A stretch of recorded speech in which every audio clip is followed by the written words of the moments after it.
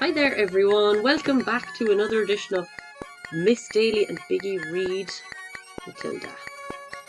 So today I actually wanted to say a big hello to Lakayla in Africa, because I believe that they're going to be tuning in and listening to some of the story with us. So hi guys, thanks Derry for putting us in touch with them, and hopefully St Killian School will be able to do some pen pal letters to you at some point in 2021. So today's chapter is called The Trunchbull. In the interval, Miss Honey left the classroom and she headed straight for the headmistress's study. She felt wildly excited. She had just met a small girl who possessed, or so it seemed to her, quite extraordinary qualities of brilliance. There had not been time yet to find out exactly how brilliant the child was, but Miss Honey had learned enough to realise that something had to be done about it as soon as possible. It would be ridiculous to leave a child like that stuck in the bottom form. Normally, Miss Honey was terrified of the headmistress and kept well away from her, but at this moment she felt ready to take on anybody. She knocked on the door of the dreaded private study. "Enter!" boomed the deep and dangerous voice of Miss Trunchbull. Miss Honey went in. Now, most head teachers are chosen because they possess a number of fine qualities. They understand children and have the children's best interests at heart. They are sympathetic, they're fair, and they're deeply interested in education. Miss Trunchbull possessed none of these qualities, and how she ever got her present job was a mystery. She was above all a most formidable female. She had once been a famous athlete, and even now the muscles were still clearly in evidence. You could see them in the bull neck, in the big shoulders, in the thick arms, in the sinewy wrists, and in the powerful legs. Looking at her, you got the feeling that this was someone who could bend iron bars and tear telephone directories in half. Her face, I'm afraid, was neither a thing of beauty nor a joy forever. She had an obstinate chin, a cruel mouth, and small, arrogant eyes. And as for her clothes, they were, to say the least, extremely odd. She always had on a brown cotton smock, which was pinched in around the waist with a wide leather belt. The belt was fastened in front with an enormous silver buckle. The massive thighs which emerged out of the smock were encased in a pair of extraordinary breeches, bottle green in colour and made of coarse twill. These breeches reached to just below the knees, and from there on she sported green stockings with turn-up tops, which displayed her calf muscles to perfection. On her feet she wore flat-heeled brown brogues with leather flaps. She looked, in short, more like a rather eccentric and bloodthirsty follower of a stag-hound race, or stag hunt, than the headmistress of a nice school for children. When Miss Honey entered the study, Miss Trunchbull was standing beside her huge desk, with a look of scowling impatience on her face. "Yes, Miss Honey," she said. "What is it you want? You're looking very flushed and flustered this morning. What's the matter with you? Have those little stinkers been flicking spitballs at you?" "No, headmistress, nothing like that." "Well, what is it then? Get on with it. I'm a busy woman." Here she is.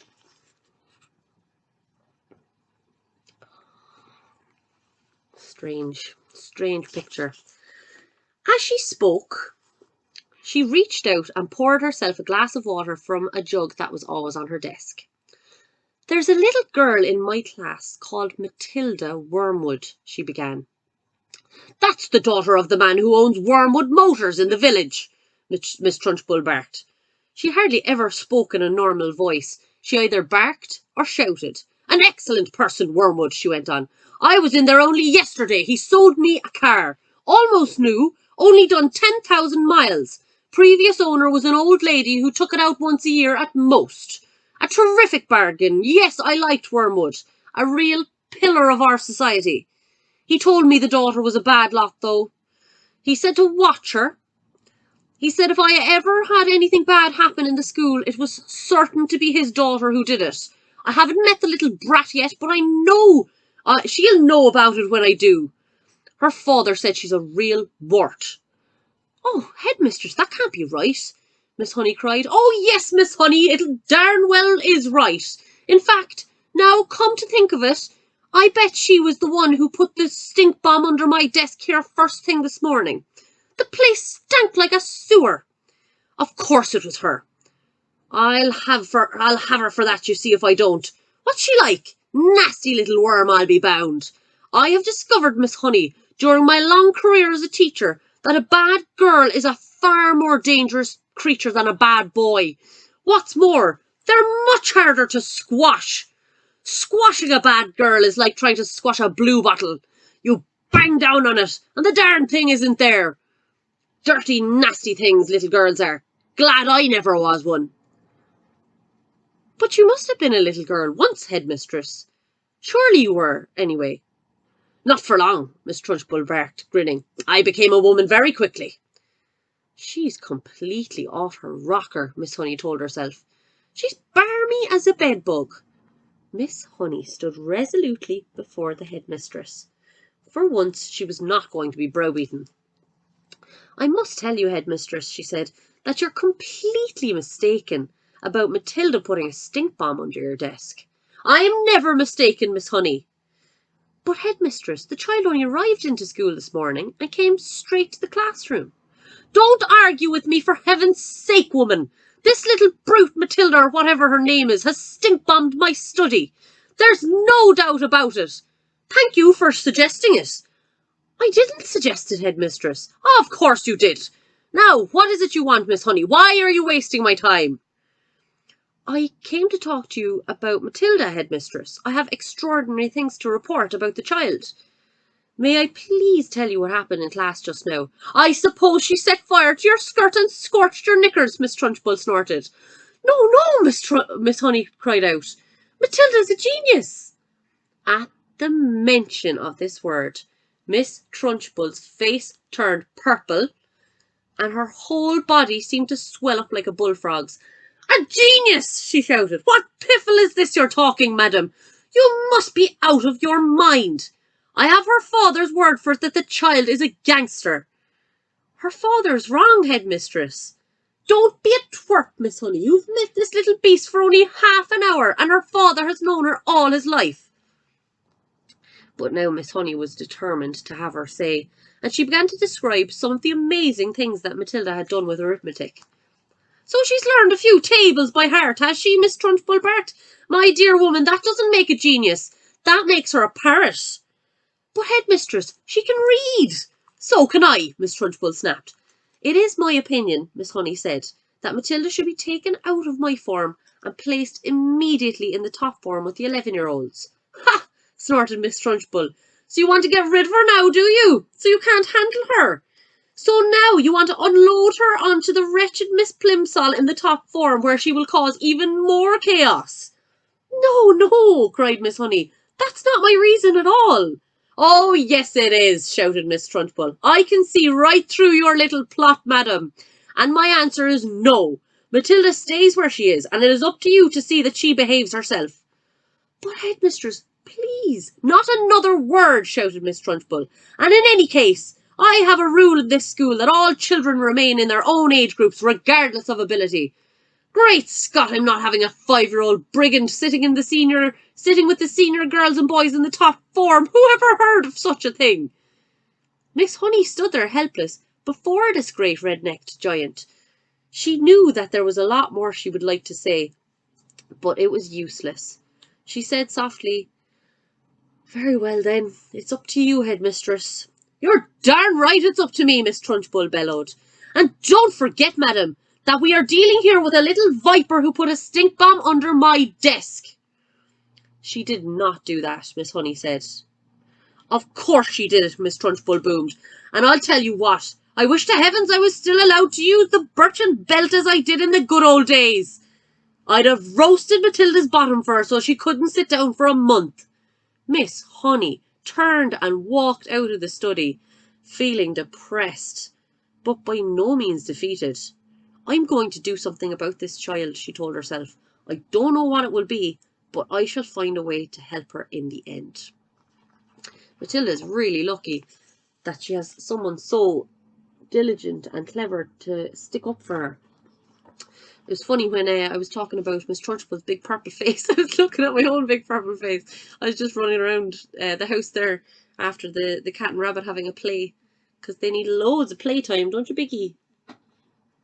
So puffing and panting and heaving on my cross trainer and up and down the house, up and down the stairs, getting in the exercise. Exercise is so important. It's such a beautiful day today that I said I'd make sure that I got in all my exercise out the back garden, up and down the road, and running around after the bunny. So I hope you all enjoyed that story, and I'm really looking forward now to seeing what Miss Honey does, because it really sounds to me like Matilda is in a bad situation. Her father's saying those mean things about her to her principal, and it really seems like Miss Honey has figured out that Matilda is not having a nice time of it at home, and she's going to make sure that Matilda gets the help that she needs. Now, this is a very old book, so there's a lot of kind of old-fashioned things, like breeches. I haven't called things breeches myself for a long time. I actually never called them. They're like kind of like tight-fitting pants, like leggings. And what else? There was another word. Oh, lavatory. And one of the other days there was the lavatory pan, also known as lavatory pan. Well, the lavatory is the toilet, so the lavatory pan will be the toilet bowl. For Biggie, that's known as the litter box. She poops in a litter box, like a cat, same as a cat would do.